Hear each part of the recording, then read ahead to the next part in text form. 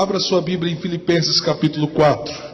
Hoje nós estamos terminando uma série de sermões baseados nessa carta do apóstolo Paulo.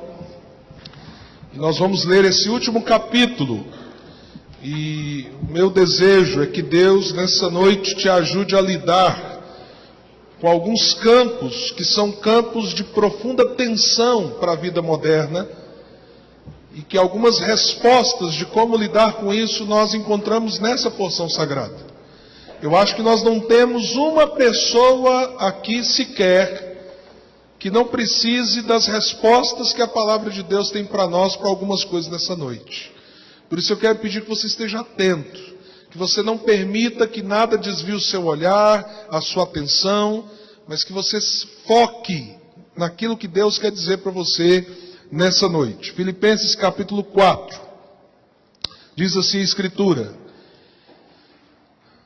Portanto, meus irmãos, a quem amo e de quem tenho saudade, vocês que são a minha alegria, a minha coroa, permaneçam assim firmes no Senhor, ó amados. O que eu rogo a Evode e também a Sintique é que vivam em harmonia no Senhor. Sim, e peço a você, leal companheiro de jugo, que as ajude, pois lutaram ao meu lado na causa do Evangelho com Clemente e os demais cooperadores. Os seus nomes estão no livro da vida.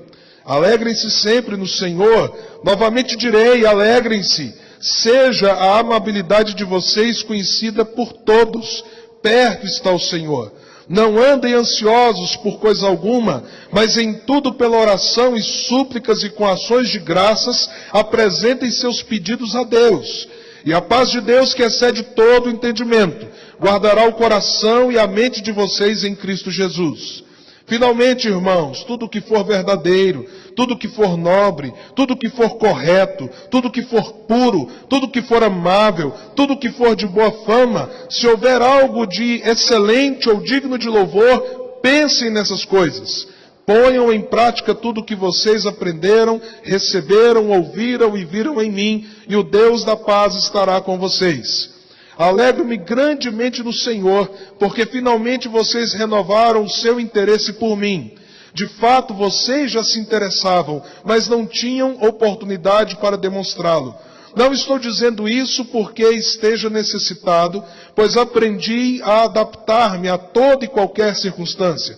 Sei o que é passar necessidade e sei o que é ter fartura. Aprendi o segredo de viver contente em toda e qualquer situação. Seja bem alimentado, seja com fome, tendo muito ou passando necessidade. Tudo posso naquele que me fortalece. Apesar disso, vocês fizeram bem em participar das minhas tribulações. Como vocês sabem, filipenses, nos seus primeiros dias no Evangelho, quando parti da Macedônia, nenhuma igreja partilhou comigo no que se refere a dar e receber, exceto vocês. Pois estando eu em Tessalônica, vocês me mandaram ajuda, não apenas uma vez, mas duas, quando tive necessidade. Não que eu esteja procurando ofertas, mas o que pode ser creditado na conta de vocês. Recebi tudo e o tenho, e é mais que suficiente. Estou amplamente suprido, agora que recebi de Epafrodito os donativos que vocês enviaram. São uma oferta de aroma suave, um sacrifício aceitável e agradável a Deus. O meu Deus suprirá todas as necessidades de vocês de acordo com as suas gloriosas riquezas em Cristo Jesus. A nosso Deus e Pai seja glória para todos sempre. Amém. Saúdem a todos os santos em Cristo Jesus. Os irmãos que estão comigo enviam saudações. Todos os santos lhes enviam saudações, especialmente os que estão no palácio de César. A graça do Senhor Jesus Cristo seja com o espírito de vocês. Amém. Quero apresentar para vocês o meu celular. Esse celular é muito bom. Só para vocês terem uma ideia, ele tem uma câmera de 13 megapixels. Fala assim, gente, é? Eu travo nessas palavras, megapixels. Eu chego lá. Aí ele tem também uma câmera frontal. Bom para quem gosta de fazer selfie. É selfie, né? Bom fazer esse tipo de coisa. Mas além de ser um celular com boas câmeras, Ele é um celular também que eu acesso à internet. Consigo entrar, navegar, né, entrar nos sites, consigo entrar na minha conta bancária, conta bancária, né? Me conecto, tem aqui, por exemplo, né, um grupo da família Nascimento, é a família da minha mãe, do WhatsApp. Agora mesmo tem 131 mensagens não lidas. Eu li hoje de manhã as anteriores. Posso me conectar com pessoas no Facebook. Realmente é um celular muito bom. Ele só tem um problema. A versão dele está ultrapassada. Já fizeram coisa bem melhor e eu não tenho dinheiro para adquirir. E a gente olha ao redor da gente, a gente percebe que nós estamos cercados de tantas ferramentas, de tanta tecnologia. Vou dar um outro exemplo. Primeira vez que eu sonhei em comprar um computador, queria ter um computador, uma máquina para me ajudar. Para mim aquilo parecia um bicho de 7 cabeças. Naquela época eu tinha muito mais cabo, né? Os aparelhos eram maiores. Eu queria ter um 486. Você nem sabe o que é isso mais, né? Realmente porque nem existe. O celular deve ter 10 vezes mais memória do que o 486 que eu acabei comprando usado e com muito sacrifício. E a gente está cercado de tanta coisa, de tecnologia. Você compra um carro, você tem lá um sistema de mídia, você tem um sistema de alarme, você tem um bloqueador contra o roubo. A gente está aqui nesse salão, olha quanta coisa nós estamos cercados, fora o celular que você desliga aí, tá, infeliz? Para você prestar atenção aqui. Olha o tanto de tecnologia, caixas de som. Antigamente, para você ter um pouco desse som, você precisava de uma montanha. Acho que até já morreu gente de igreja, aquele trem caindo em cima do povo. Hoje você põe 2 caixinhas, um retornozinho ali, o pessoal põe no ouvido e nós estamos aqui ouvindo um som muito melhor que se ouvia há anos atrás. Na área da saúde, gente, é um negócio de louco. Máquina que você entra lá dentro, a máquina faz uma análise de uma parte do seu corpo, fatia fotografias, por exemplo, do seu cérebro, 200 fotografias fatiando o seu cérebro para ver cada pedacinho, cada lugarzinho, para ver se tem um probleminha que está lá num lugar que ninguém podia imaginar. E o melhor, você não precisa nem tomar anestesia, você deita lá, fica quietinho, a máquina vai rodando ao seu redor, fazendo lá os exames que tem que fazer. Mas há um problema que a gente precisa perceber e que as pessoas não estão percebendo com muita clareza. A ciência lá atrás prometeu melhorar a vida humana e de fato em tantos e tantos e tantos aspectos a vida da gente melhorou. Mas ao mesmo tempo, o mundo interior dos homens nunca esteve em tanta confusão como está hoje. A vida humana mudou profundamente de fora de você para lá. De lá para cá, as mazelas humanas continuam sendo exatamente as mesmas, séculos após séculos. E alguns problemas, inclusive, têm se tornado cada vez mais intensos no mundo interior do ser humano. E quando a gente percebe isso, que muita coisa mudou fora, mas os grandes problemas humanos, interiores, enraizados na alma, eles continuam com a sua gravidade, na maioria das vezes, sem qualquer solução. Nós então voltamos para a Bíblia e nós descobrimos que a Bíblia nunca esteve tão atual como nos nossos dias. Que o texto bíblico da verdade fala é da gente, sim. Fala da nossa história hoje e agora e das grandes questões que nós temos para tratar, por mais que o exterior seja diferente. Por mais que você tenha tecnologia, mobilidade e tantas outras coisas, o mundo interior continua com os mesmos desafios e a Bíblia é o livro que trata a alma humana. Quando nós olhamos, por exemplo, para essa carta, que a gente vem estudando durante todo esse mês, nós vemos pessoas que estão debaixo de uma profunda tensão. Nós falamos sobre isso nas outras semanas. De um lado, um homem preso, esperando julgamento, preso de um modo injusto, humilhado por causa do nome de Cristo. Do outro lado, nós temos uma comunidade de cristãos na cidade de Filipenses, ou de Filipos, que então eram chamados de filipenses por morarem naquela cidade.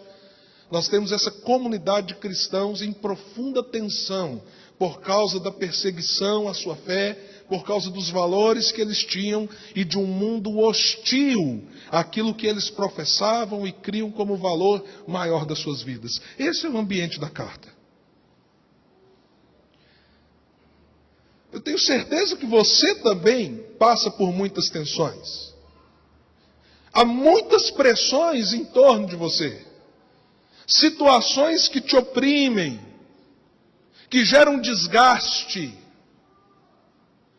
Talvez não no nível que esses cristãos estavam passando. Mas evidentemente que nós também temos as nossas tribulações, as nossas angústias, os nossos fardos, as nossas crises. E depois então de falar àqueles cristãos que a vida com Jesus nos dá uma razão para caminharmos nesse mundo, uma razão transcendente, uma razão maior do que as questões que nos cercam, uma razão maior do que os nossos problemas, as nossas lutas, as nossas inquietações. E depois de mostrar que quando nós entendemos isso, a nossa vida frutifica, mesmo num terreno árido, mesmo no meio do deserto, aquele que tem Cristo como Senhor da sua vida, ele consegue frutificar, ser um elemento de esperança numa humanidade caída. Depois de falar sobre tudo isso e nos alertar que nós precisamos estar firmados, ancorados, unicamente e exclusivamente na justiça de Cristo, fugindo de qualquer justiça própria, de qualquer tentativa religiosa de nos promover diante de Deus, a não ser a tentativa de um coração quebrantado que se rende diante de Cristo dizendo: ai de mim, Jesus, se não for o Senhor. Depois de falar sobre tudo isso, nós chegamos no último capítulo dessa carta. E algumas questões muito práticas são apresentadas aqui. E elas falam justamente dessa tensão que está dentro e que se projeta para fora. Quando eu digo que está dentro e se projeta para fora, é porque nós temos sinais em todos os lugares de como as pessoas estão más em relação ao seu mundo interior. O seu homem interior está destruído. Nós temos leis para quase tudo. Mas, por exemplo, por que o nosso trânsito é tão caótico? Porque aquela pecinha entre o volante e o banco, chamado motorista, é um ser em crise. Por isso que o trânsito é caótico. Por que há tanta violência? Por que o ambiente do lar é o ambiente onde tem acontecido a maior quantidade de crimes sexuais, atentados contra a vida e assim por diante? Porque as pessoas que habitam as casas, o mundo interior delas está destruído.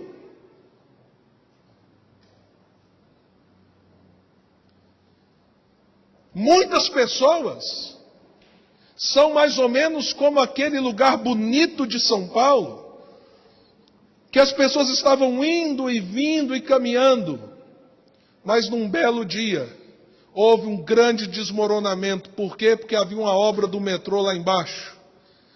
A superfície parecia normal naquele dia, tudo parecia comum, carros indo e vindo, uma avenida bonita da maior cidade brasileira. Mas lá embaixo, as coisas não estavam bem. E quando o que estava por baixo corroeu, a superfície desmoronou. Quantas pessoas não estão assim hoje? A gente chega aqui e parece que está tudo bem, mas o interior está para desmoronar. Então, quando a gente volta a olhar para essa carta, que foi escrita num ambiente de tensões e tribulações tão profundas, e vê esses assuntos que são tratados no capítulo 4, eles falam muito sobre nós, mesmo a gente estando tantos séculos distantes de Paulo e dos filipenses. Nós teríamos aqui conteúdo para mais uma série de 4, 5, 6 sermões. Mas hoje é o último sermão dessa série em Filipenses. Então eu separei 3 questões que são abordadas nesse capítulo. Questões muito contemporâneas, que têm a ver com a nossa condição interior e não exterior. E que a palavra de Deus aqui nos desafia em Jesus nós tratarmos isso. Sabermos lidar melhor com isso. Porque se nós não fizermos assim, mesmo que você seja homem de fé, uma mulher de fé, e você ignore o alerta da palavra de Deus, o seu mundo pode desmoronar. E aí, vem tudo para dentro. Tudo é destruído. A primeira questão que eu quero destacar, como eu disse, há outras. Mas a primeira que eu quero destacar é o tratamento da ansiedade. E a resposta que a gente encontra nesse texto para essa situação tão contemporânea. Quando a gente fala de ansiedade, nós estamos falando de quê? Segundo a psicologia, e a palavra de Deus aponta para a mesma definição, ansiedade é quando você vive o medo e antecipa a sensação do perigo sobre algo. Você se antecipa. Você sente o medo. Você permite o seu coração se inquietar com algo que não é presente ali. Não aconteceu, não está acontecendo, e você, com medo de que venha acontecer, você então ativa uma série de mecanismos em você mesmo. E você começa a viver e trabalhar debaixo dessa profunda tensão interior. Antecipando o medo, antecipando o perigo. E é muito comum, inclusive, a nossa mente caminhar por lugares bem sombrios. A gente é tão capaz de lidar no sentido de conviver com a ansiedade, que nós conseguimos, inclusive, criar cenários. Você já viu isso acontecer? Por exemplo, aquela mulher ciumenta que chegou em casa, o marido não chegou ainda, e ela começa a ficar ansiosa por causa do medo do marido traí-la. Passa 2 minutos, ela, cadê esse homem? Tenta ligar no celular, o celular cai na caixa. Passa mais 3 minutos, não, alguma coisa muito séria está acontecendo. Passa mais 5 minutos, não, ele já está me traindo. Passa 20 minutos, a cena já começa, ela já até imagina a mulher, ele, o beijo, né, os dois saindo.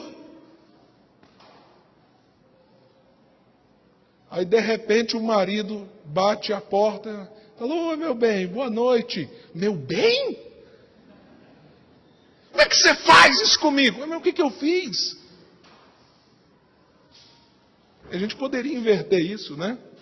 Do homem para a mulher, da mulher para o homem.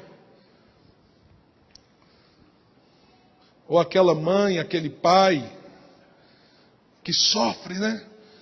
Por exemplo, o filho tem um desafio pela frente, mas e se ele não passar? E se ele não conseguir? Ai meu Deus, ele não vai conseguir. E você antecipa tudo isso, e o que vai acontecendo com você? Quando a ansiedade toma o seu coração, toma você por dentro, você então tem adrenalina sendo jogada no seu organismo, você tem tensão da sua musculatura, você tem dores de cabeça, você pode ter inclusive problemas como, por exemplo, gastrite. Alguns chegam a desenvolver úlceras porque vivem antecipando o perigo, vivem debaixo do medo, vivem em torno daquilo que não chegou, mas pode chegar. Não é difícil imaginar que para esses personagens dessa carta, isso era um desafio, porque você já imaginou? Um, que é o escritor, preso esperando julgamento. É fácil se manter calmo? Paulo, é o seguinte, adiaram o julgamento de novo, e eles estão dizendo que a tendência é você ser decapitado.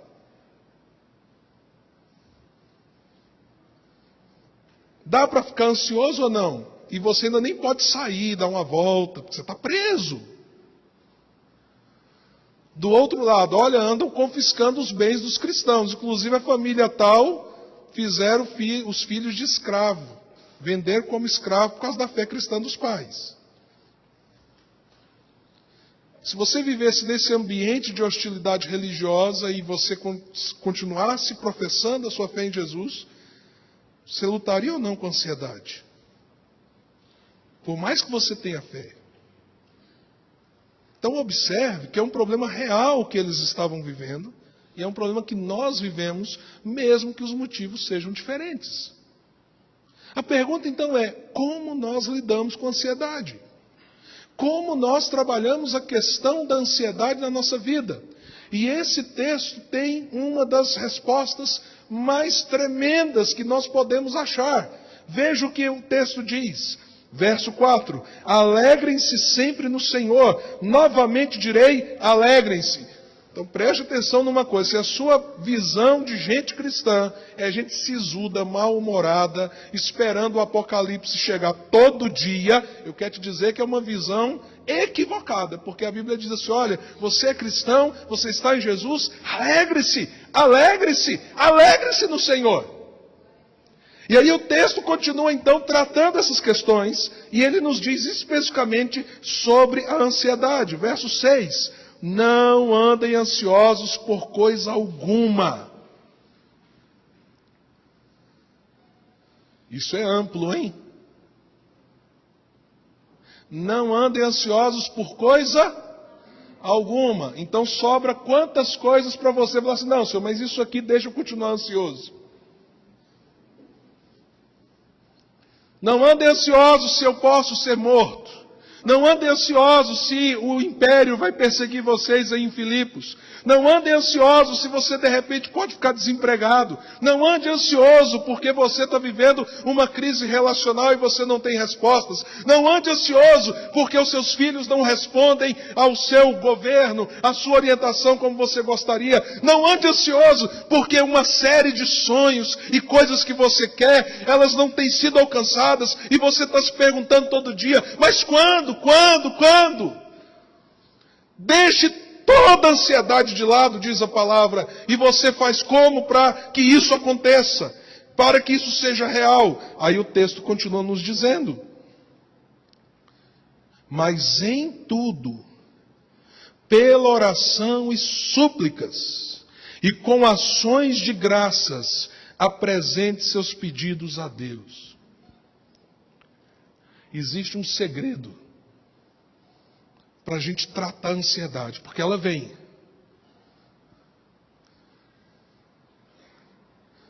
Quem nunca foi ansioso pode jogar o primeiro celular. Tem alguém aqui?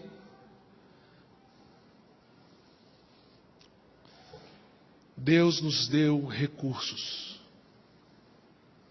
E eles estão disponíveis a nós. E esses recursos começam com a súplica. Com a súplica. Passam pela oração. É interessante que fala de orações e súplicas. Mas qual é a diferença entre suplicar e orar? A diferença aqui ela está apenas no aspecto da intensidade do seu coração. Porque tem dia que você está com um determinado nível de ansiedade controlável, domável. E que um tempo de uma conversa tranquila com Deus, um tempo que você diz, Senhor, eu estou assim um pouco angustiado com essa situação, mas eu estou aqui para abrir meu coração e colocá-la diante do Senhor. Essa oração nesse nível de intensidade responde à sua necessidade. Mas tem dia que não basta apenas bater um papo com Deus, muito tranquilo e equilibrado. Tem dia que você tem que se jogar no chão. Tem dia que você tem que chegar e dizer para Deus: Deus, eu estou tomado pelo medo. Deus, eu não sei o que fazer. Deus, eu não tenho respostas. Deus, se o Senhor não me acudir, o que será de mim? Porque súplica é o coração de alguém cuja agonia da alma está tomando a sua vida e a sua mente, mas que faz uma escolha: eu vou para os pés da cruz. Então preste atenção. Se você não tem Cristo, tem muita pílula que pode ajudar. Se você tem Cristo e for uma situação que seja fisiológica, ou seja, há casos em que alguém precisa de remédio porque tem disfunções hormonais, disfunções psiquiátricas. Mas na maioria dos casos, o que nos falta é render o coração em súplica diante de Deus. Quer ver? Qual foi a última vez que você ficou muito ansioso? Quem consegue se lembrar? A gente tem uma turma que consegue lembrar. Agora eu quero que você faça uma pergunta para você mesmo. Qual foi a última vez que você transformou a ansiedade numa experiência de súplica diante de Deus? Que essa foi a jornada. Amém. Alguns têm experimentado isso.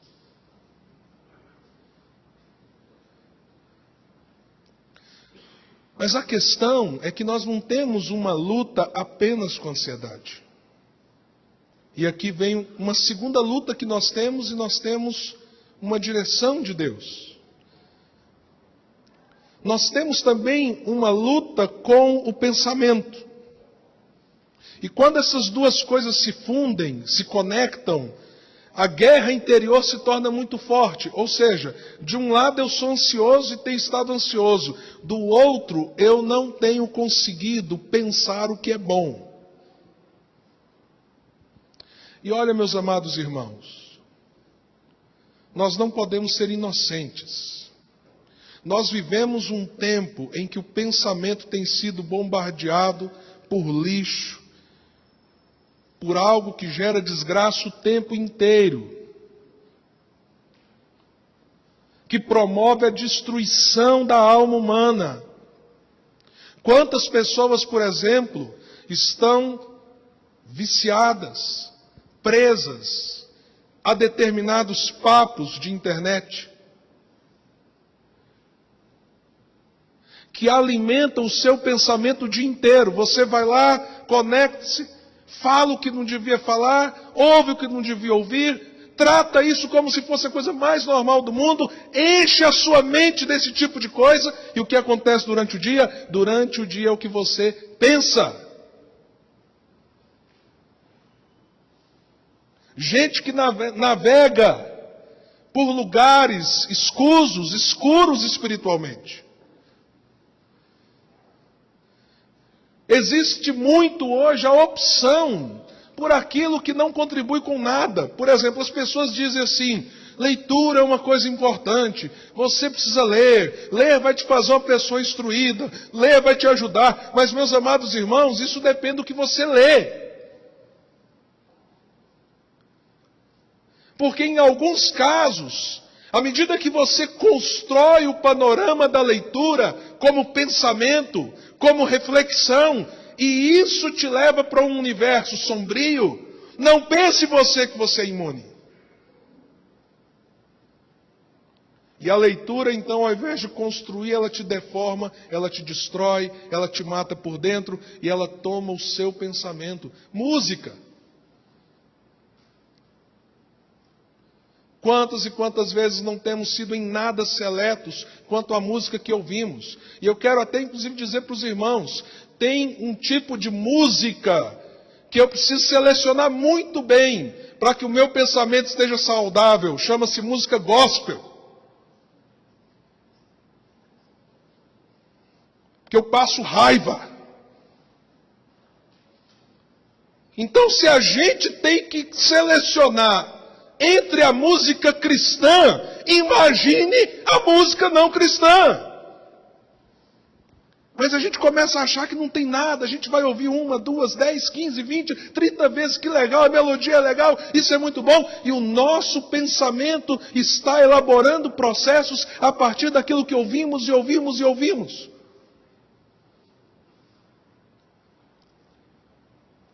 E a gente ainda tem que lidar com as situações difíceis da vida. Por exemplo, traumas. Alguns anos atrás passei por uma situação traumática, eu comecei a entender melhor as pessoas que sofrem um trauma. Muito das suas lutas está no pensamento. Porque há um detalhe sobre o pensamento: nós não somos computadores. Nós não somos robôs. Não tem como você ir lá e deletar a lembrança. Você está entendendo? Então você tem que conviver com ela e ela vem sobre você muitas vezes quando você não quer. Você quer escapar daquela lembrança, mas ela vem, toma o seu pensamento e muitas vezes quando isso é traumático, você revive o trauma como se ele estivesse acontecendo ali na hora. Então, além da ansiedade, a questão é como nós estamos elaborando o pensamento. E aí o apóstolo diz, olha, lancem sobre Deus a ansiedade de vocês com oração, com súplica. Abram o coração de vocês diante de Deus. Sejam gratos a Ele. Agradeça, louve a Deus. Agora, vocês também precisam cuidar do pensamento. E aí ele diz, sabe como é que você cuida da mente? Para que a mente seja saudável. Para que aquilo que vem e volta como pensamento destrutivo e negativo, que te aflige, que te destrói por dentro, possa ser domado. Ele diz, você tem que escolher aquilo que vai alimentar o seu pensamento. Você tem que fazer a escolha certa. Deixa eu dizer uma coisa para vocês. Você está lutando com um pensamento que você não gostaria de ter. Algo que vem na sua mente te aflige. Você sabe como é que você reforça isso e você fortalece isso?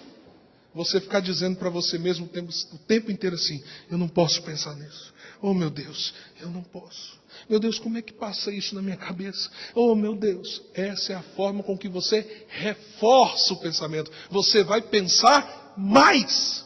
E vai ser mais dominado pelos sentimentos que nascem da sua mente. Por isso o apóstolo Paulo, que foi um homem que perseguiu a igreja, que foi um homem que viu, por exemplo, um dos mártires, o primeiro mártir da igreja, tombar na frente dele, ele segurando as roupas. Agora imagine, esse homem é um cristão. Você acha que ele não tinha que exercitar isso que ele escreveu? Como lidar então com isso, meus amados?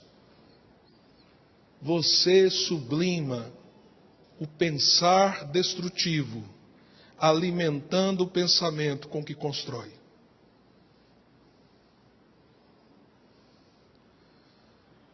Eu quero dizer uma coisa para você muito séria. Você não tem escolha sobre o que você pensa, no sentido de que muitas vezes nós não escolhemos pensar. Mas você tem escolha sobre o que você faz a respeito do seu pensamento. Você, por exemplo,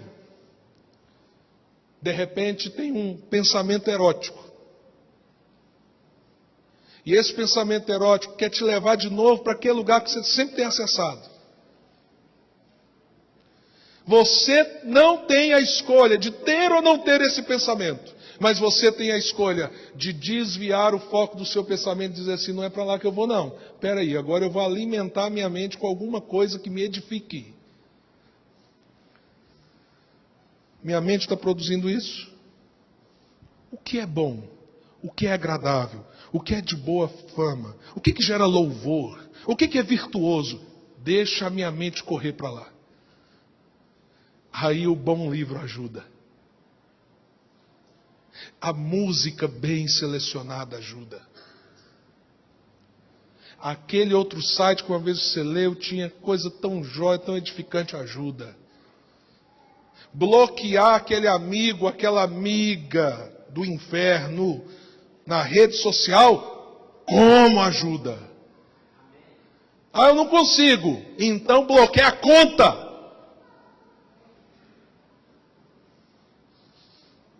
Nessas horas quase houve um misericórdia. Misericórdia, pastor? Nem tanto. Bloqueia. Você não tem domínio, aquilo te domina. Essa escolha você tem poder para fazer. Essa escolha você tem poder para fazer. Você escolhe aquilo que é bom, que edifica, que é de boa fama, que é virtuoso, que vai te ajudar a crescer como pessoa, como ser humano, como cristão. E você tira o lixo que produz lixo na sua mente. Porque se você não fizer essa escolha, me desculpe, por mais que você ache ser uma pessoa de fé, você não vencerá essa guerra que acontece aqui. E aí vira um ciclo. Você não vai vencer a ansiedade porque você não vai orar. Você vai orar? Você não vai orar.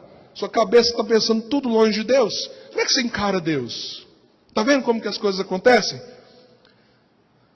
Como é que eu vou orar se eu estou gastando meu tempo com aquilo que eu sei que Deus reprova? Aí você não ora. Você não ora, você fica ansioso. Você fica ansioso, você vai buscar relaxamento para o pensamento. Onde está a miséria espiritual? E o que isso faz? Entope a sua vida interior, destrói a sua vida interior. E aí você pergunta, mas Senhor, eu sigo o Senhor, como é que eu não tenho paz? Aí a Bíblia está dizendo, meu filho, volta a orar. Minha filha, volta a suplicar. Volta a agradecer. Olha o que eu tenho feito. Com todas as suas escolhas erradas, olha o que eu tenho feito na sua vida. Volta a agradecer. Volta a louvar. E deleta da sua agenda, deleta das suas coisas aquilo que alimenta o pensamento nocivo. Escolhe o que te edifica. É isso que a palavra de Deus está nos chamando. Mas há um último mal que eu queria que a gente olhasse para ele, que nós temos uma resposta aqui. E isso está no próprio testemunho de vida de Paulo. Quando ele fala sobre a visão dele acerca das necessidades cotidianas. E se você quer então uma resposta aqui àquilo que nós chamamos na sociedade contemporânea de consumismo, olhe para o coração desse homem. Quando ele diz assim, olha, eu me alegrei profundamente quando vocês demonstraram o cuidado de vocês comigo. Vocês lembram que ele estava preso? Então o que os crentes de Filipos, apesar de toda a situação difícil, fizeram? Eles se juntaram, reuniram uma oferta, colocaram na mão de Epafrodito e disseram, Epafrodito, você vai representando a gente, socorre Paulo. Paulo precisa da nossa ajuda. E quando a gente lê a carta, a gente descobre que o Epafrodito quase morreu nessa viagem para levar essa oferta. Não tinha DOC, gente, não tinha TED. Não tinha cartão magnético. Era uma viagem longa para socorrer o apóstolo. E o Epafrodito quase morre. Mas aí Deus o preserva, ele chega e leva o socorro. E o apóstolo Paulo, então, agora no final da carta, ele está agradecendo e dizendo como o coração dele sentiu. E ele diz o quê? Olha, eu fiquei muito alegre com o socorro de vocês. Mas tem um detalhe. O que me alegrou não foi o valor de dinheiro que vocês mandaram. Porque quanto a isso, eu aprendi um segredo na vida. Olha que coisa interessante. Eu aprendi um segredo na vida. Eu aprendi o segredo do contentamento. Eu aprendi a estar contente em toda e qualquer circunstância.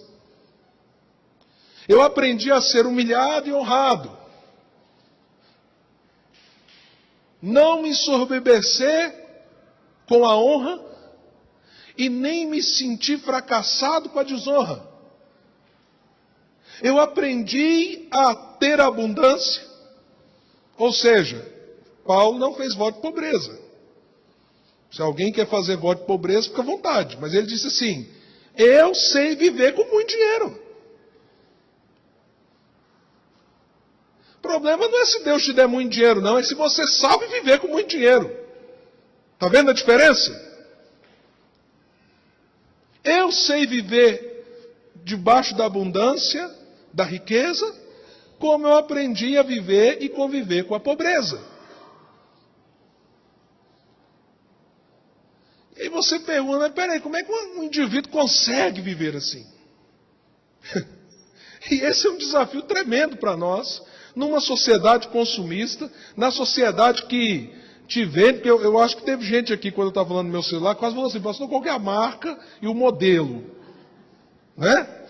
Aí quando eu falei, mas já está ultrapassado. Não, mas aí eu vou ver qual que é o... Né?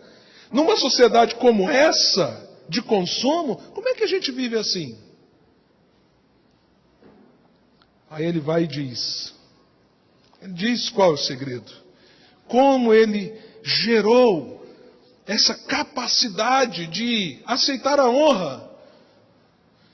Obrigado, irmãos, pelo reconhecimento. Mas também quando desonrado, irmãos, eu sei quem eu sou. Ter muito. Hoje dá para ir numa churrascaria. Vamos. Dá para pegar a primeira classe do avião. Dizem que uma vez alguém foi chamar a atenção do Spurgeon. Porque o Spurgeon estava pegando a primeira classe de um trem. E ele foi falar, mas Spurgeon, você não tinha cuidado, não era da palavra do Senhor? Aí ele falou assim, olha, a minha primeira obrigação é cuidar do servo do Senhor pelo qual a palavra é pregada. Deus mandou o seu mordomo, desse servo que precisa fazer isso. Então nós não temos voto de pobreza. Mas a questão é, se Deus te der muito, você sabe viver com muito? E se um dia você não tiver muito, você sabe viver com pouco? Essa é a questão. E para nós é um grande desafio por causa da sociedade que nós vemos. Qual é a resposta então?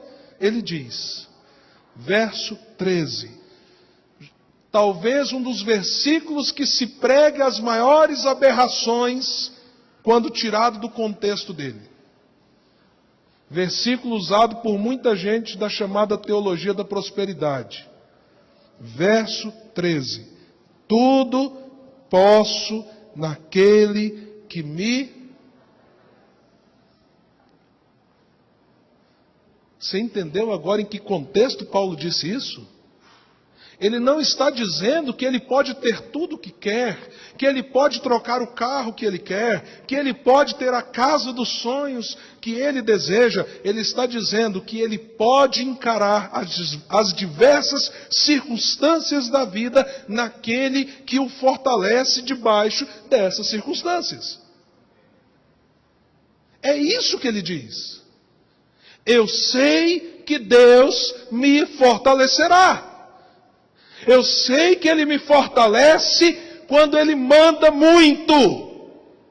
É Deus me fortalecendo. Mas eu sei que Ele me fortalece quando eu também estou perdendo muito.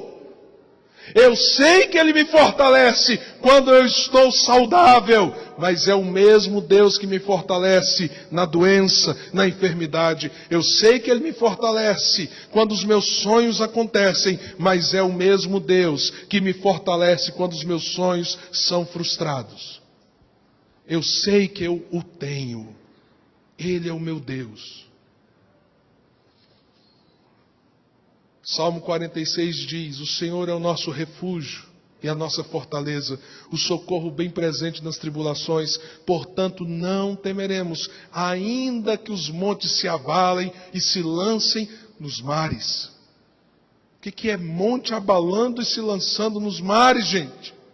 Ainda que um terremoto terrível seguido de um tsunami venha contra mim, Ele é a minha fortaleza, Ele é o meu refúgio, Ele é o socorro presente no meio das minhas lutas, das minhas tribulações. E sabendo disso, eu posso usar uma ferramenta, mas essa ferramenta não me define. Eu posso usufruir da tecnologia, mas não é a tecnologia que me define. Eu posso usar coisas boas, se eu tenho acesso a coisas boas, mas não é isso que me faz ser quem eu sou. E isso me capacita a olhar para o outro, amar o outro, aceitar o outro, ajudar o outro, compartilhar com o outro, porque o meu coração não está nessas coisas. Entenda a diferença. Qual que é a promessa de Deus? Porque aqui eu te falei, ansiedade se combate com vida de oração, com súplica e com louvor. Pensamentos destrutivos, corruptos, impuros, maus, se combate, não dizendo eu não vou pensar, porque sobre isso você não tem controle. Mas se combate alimentando a mente do que é puro, do que é bom, do que é louvável. E consumismo se vence entendendo que todo o resto é nada diante daquele que te fortalece em toda e qualquer circunstância, seja ela boa ou ruim. Ele é a minha fortaleza, Ele é a minha segurança, Ele é a minha fonte. Eu não tenho controle. As coisas que eu possa ter não me dá controle de nada, porque se Ele não estiver no controle, aí sim, ai de mim. E aí você pode, às vezes, ter abundância, ou às vezes passar pela crise, mas você sabe que o seu coração está centrado em Jesus. Irmãos, eu quero concluir dizendo que, quando eu estava meditando nesse texto, eu me vi com um desafio muito grande de viver essa palavra. Muito grande. Porque eu imagino que todos nós tenhamos essa tensão muito forte contra as nossas vidas. Mas nessa noite o que eu espero é que, humilhados por vivermos tantas e tantas vezes o contraditório a essa palavra, eu quero te convidar a lembrar que as respostas estão aí. Deus nos deu as respostas. Então o que nós devemos fazer? Capítulo anterior, não é? Esquecendo-me das coisas que para trás ficam, prossigo para o alvo. Eu queria que você curvasse a sua cabeça. E eu queria que você perguntasse para você mesmo: como essa palavra deve mexer na sua vida nessa semana? Eu quero que você pergunte ao Espírito Santo de Deus: Espírito Santo do Senhor, diante dessa palavra, quais as escolhas que eu preciso fazer nessa semana? Quanto à minha vida devocional, à minha vida de oração, quanto ao que eu vou alimentar a minha mente, com o que vou alimentar a minha mente, o que eu vou deixar de lado? Se for necessário chegar hoje à noite, lixo. Mas o que eu vou trazer para a edificação da minha mente, para que aquilo que é bom seja alimentado e substitua gradativamente os pensamentos maus com os quais eu tenho lutado? Que decisões o Espírito Santo de Deus está te chamando a fazer? Nessa noite você pode dizer a Deus: Senhor, Eu tenho consciência que a minha vida hoje está nessa ou nessa situação, mas eu quero dizer para o Senhor que é o Senhor que me fortalece. O Senhor é que me dá a condição para estar bem ou estar mal, estar numa situação favorável ou difícil. Obrigado, Senhor, porque no Senhor eu tenho esse refúgio independente das circunstâncias. Em nome de Jesus, peça ao Espírito Santo de Deus que te dê atitudes. Você não pode escolher o que pensa. Você, por exemplo, não pode escolher se vai ter ou não vai ter ansiedade, mas você pode, diante da ansiedade, orar. Você pode, diante do pensamento mal, buscar pensar no que é bom. E você pode, diante da dificuldade, reafirmar o cuidado de Deus em toda e qualquer circunstância. Isso você pode fazer. Eu quero te dar alguns instantes para você falar com o Senhor, silenciosamente, mas deixa o Espírito Santo falar ao seu coração.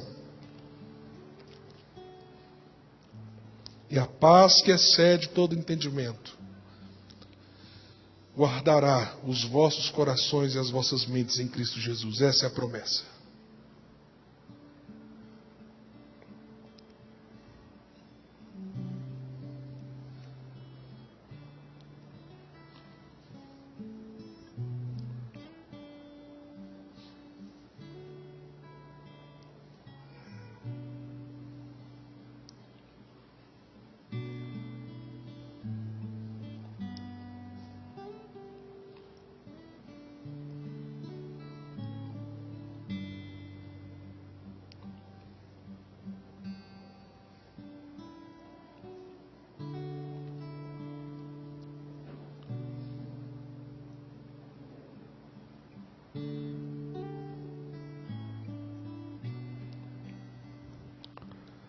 Não existe nada melhor do que ser amigo de Deus, caminhar seguro na luz, desfrutar do seu amor, ter a paz no coração, viver sempre em comunhão e assim perceber a grandeza do poder de Jesus, meu bom pastor. Nós vamos cantar novamente. Os irmãos que, com o mesmo coração dos filipenses, trouxeram seus dízimos e ofertas, vão ter a oportunidade de consagrá-los aqui no altar, como um ato de louvor, de adoração. Mas eu queria que nós nos mantivéssemos nesse espírito. Você que virá, veja esse momento, inclusive, como um exercício de estudo que a gente leu nessa noite. Mas depois que a gente consagrar os nossos dízimos e ofertas, eu queria que a gente orasse pelos desafios que você percebeu enquanto você estava em silêncio diante do Senhor. Vamos cantar de novo esse mesmo cântico? Não existe nada melhor. Vamos ficar em pé, meus amados, do que ser amigo de Deus, caminhar seguro na luz, desfrutar do seu amor, ter a paz no coração. Oh Senhor, enche-nos da tua paz nessa noite. Sempre em comunhão e assim perceber a grandeza do poder de Jesus, meu bom pastor.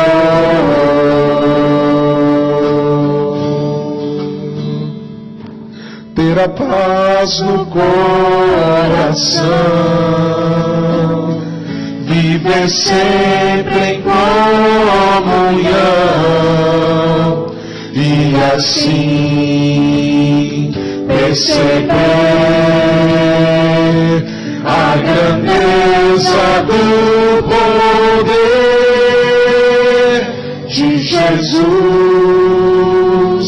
meu bom pastor. Aleluia. Você quer orar comigo? Você que entendeu o que precisa fazer, as decisões que precisa tomar, os passos que precisa dar, para encher o seu coração com a paz de Cristo que excede todo entendimento, para vencer a ansiedade, parar de antecipar os medos, dos perigos que talvez existam e até daqueles que não existam, para nessa noite você, em nome de Jesus, começar a construir um pensamento que edifica e fortalece a sua vida, que te leva para aquilo que irá alimentar a sua alma e não destruí-la, para que você possa viver nas lutas e nas bênçãos de Deus, mas sabendo que Ele te fortalece, Ele está cuidando quando Ele te dá, Ele está cuidando quando Ele tira alguma coisa, Ele é Senhor, Ele é a sua fortaleza e o seu escudo. Nessa noite, meu amado, é essa oração que você precisa fazer, para Deus tratar o seu mundo interior, para Deus renovar o seu mundo interior, para Deus curar de dentro para fora. Se é, vem aqui, vamos orar, vamos pedir isso ao nosso Deus. Ele é um Deus de misericórdia e graça, que se compadece de nós, que deseja a nossa saúde espiritual, emocional, que sabe muito bem as tensões que a gente passa.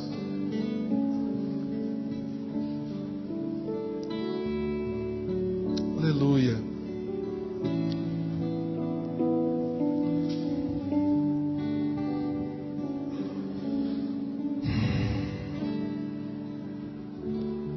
Espírito Santo de Deus, à luz dessa palavra, sopre a tua cura sobre nós.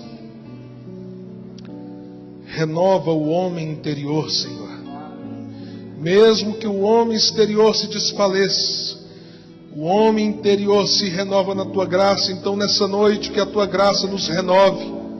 Arranque de nós, ó Pai, toda e qualquer ansiedade, porque a tua palavra nos disse nessa noite que o Senhor irá tratar não alguma ansiedade, mas tudo aquilo que tem nos tornado ansiosos. Então, Senhor, tenha misericórdia de nós, e nessa noite, ó Deus, arranca os medos e os temores que antecipam o sofrimento na nossa vida. Deus, também nessa noite, Senhor, nos ajude a fazer escolhas corretas. Ó Deus, nos ajude a usar o que é bom e que está aí. Boas literaturas, boa música, bons filmes, bom tempo de comunhão com o Senhor, ó Deus, em casa de oração, bom tempo com a família, sorriso, compartilhamento de sonhos. Ó Deus, nos ajude a pôr a nossa mente, o nosso pensamento no que é de boa fama, no que é virtuoso, no que edifica, no que transcende, ó Deus, apenas a tentativa de alívio da mente por um momento, mas que compromete a nossa alma diante do Senhor. Ó Deus, algumas decisões importantes precisam ser tomadas nessa noite aqui por irmãos e irmãs. Deus, dê a eles força para que eles façam isso. E se eles não conseguirem, ó Deus, que o Senhor dê humildade para que eles busquem apoio mútuo, para que, ó Deus, sejamos um povo curado, tratado, saudável espiritualmente na Tua presença. Ó Deus, nessa noite nós queremos declarar: o Senhor é o nosso refúgio, o Senhor é a nossa fortaleza, o Senhor é o nosso socorro. Ó Deus, ainda, Senhor, que os montes tremam, nós confiamos no Senhor. Ainda que a figueira não floresça, Senhor, nós confiamos no Senhor. Ainda, ó Deus, que o mundo se transtorne, nós confiamos no Senhor. O Senhor é o nosso escudo, o Senhor é a nossa proteção, o Senhor é o nosso Deus, a quem nós amamos e renovamos nessa noite, ó Senhor, o testemunho da glória e da majestade do Senhor. Que nós não venhamos sucumbir diante das circunstâncias. Ó Deus, nos ajude a olhar para o Teu trono de graça.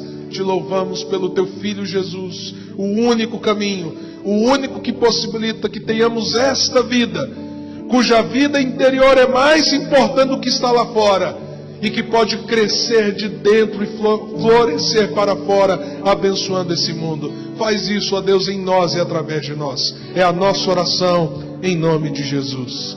Amém.